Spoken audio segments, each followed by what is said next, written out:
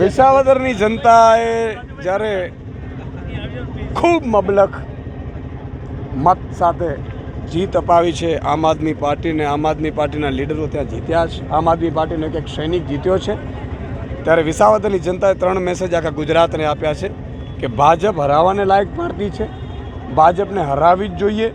બીજો મેસેજ કે ભાજપ આખા ગુજરાતમાં હારવી જોઈએ, અને ત્રીજો કે આમ આદમી પાર્ટીના સૈનિકો જ ભાજપને હરાવી શકે એમ છે. આ 3 મેસેજ સાથે અમે નીકળ્યા છીએ. ભુજ કચ્છની જનતાને પણ મારી વિનંતી છે કે ભાજપ હારવા માટે ભાજપને તમે જુઓ અહીંયા ચારે બાજુથી આ બ્રિજમાં કૌભાંડો થાય છે, રસ્તા ખરાબ, ભાજપના નેતાઓની દાદાગીરીઓ છે. તમે જો મીઠા ઉદ્યોગ આખો ભાજપના નેતાઓને એના મળતિયાઓએ કબજે કરી લીધો છે. અગરિયાઓ બિચારા પરેશાન છે, ખેડૂતો પરેશાન છે. ખારેકની ખેતી, દાડમની ખેતી છે, એનો ભાવ નથી મળતા, એને પ્રોત્સાહન નથી મળતું.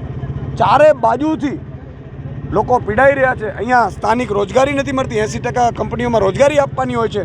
આ બધા મુદ્દાઓનું સોલ્યુશન લાવવું હોય તો ભાજપને લાત મારવી પડે. જેમ વિસાવદરની જનતાએ લાત મારી ભાજપને, એમ લાત મારવી પડે.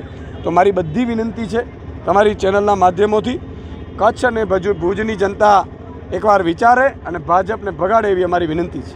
ભુજમાં હું અગાઉ પણ આવ્યો છું. આમ આદમી પાર્ટીની પરિવર્તન યાત્રા લઈને પણ અમે ભુજ આવેલા છીએ. મહત્ત્વની વાત એ છે કે આજે વિસાવદર ચૂંટણીના પરિણામ પછી વિસાવદરની જનતાએ જે સંદેશ આપ્યો છે એ સંદેશ લઈને આજે પહેલીવાર આવ્યા છીએ.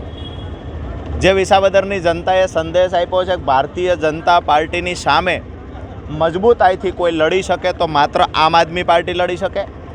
જેની પાસે સત્તા છે, તંત્ર છે, પૈસા છે, એવી ભારતીય જનતા પાર્ટીને હરાવી શકાય છે.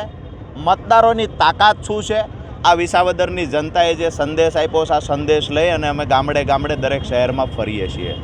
મહત્ત્વની વાત એ છે કે ભારતીય જનતા પાર્ટીની સામે ગુજરાતના છેવાડાના ગામડે રહેલા વ્યક્તિ અને પરિવારને ભારતીય જનતા પાર્ટી સામે ખૂબ આક્રોશ છે.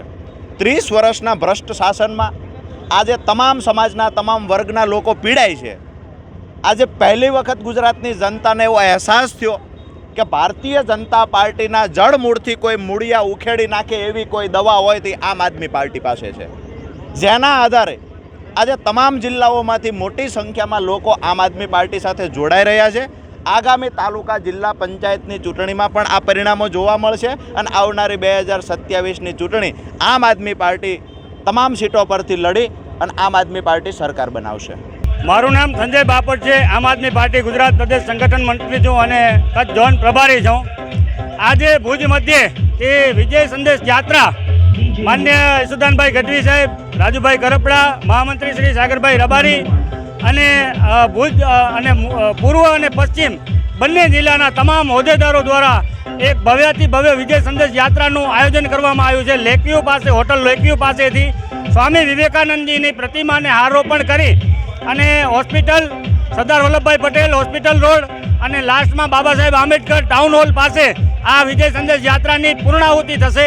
કાર રેલી સ્વરૂપે આ યાત્રા નીકળશે અને આનો મુખ્ય મુદ્દો અને ઉદ્દેશ્ય છે કે ભય, ભૂખ અને ભ્રષ્ટાચાર જે ચાલી રહ્યો છે અત્યારે આ સત્તામાં બેઠેલા 30 વર્ષથી, એ લોકોને ભગાડવા માટે વિજય સંદેશ યાત્રા અમે શરૂ કરી રહ્યા છીએ. અને 11મી વિજય સંદેશ યાત્રા જામખંભાળિયાથી શરૂ થઈ અને છેલ્લે આજે પૂર્ણાહુતિ પણ કચ્છની અંદર થવા જઈ રહી છે. અને ગોપાલ ઇટાલિયા વિસાવદરની ઇલેક્શન જીત્યા એના પછી આખા ગુજરાતની અંદર કંઈક અલગ જ માહોલ જોવા મળી રહ્યો છે અને એવો જ માહોલ કચ્છની અંદર પણ થશે. અને અહીંયા પણ અમારા તમામ તાલુકા પંચાયત, જિલ્લા પંચાયત અને ધારાસભ્ય, વિધાનસભા 2027માં ધારાસભ્યો આવશે એવી અમને વિજય સંદેશ યાત્રાના માધ્યમથી અમે જણાવીએ છીએ.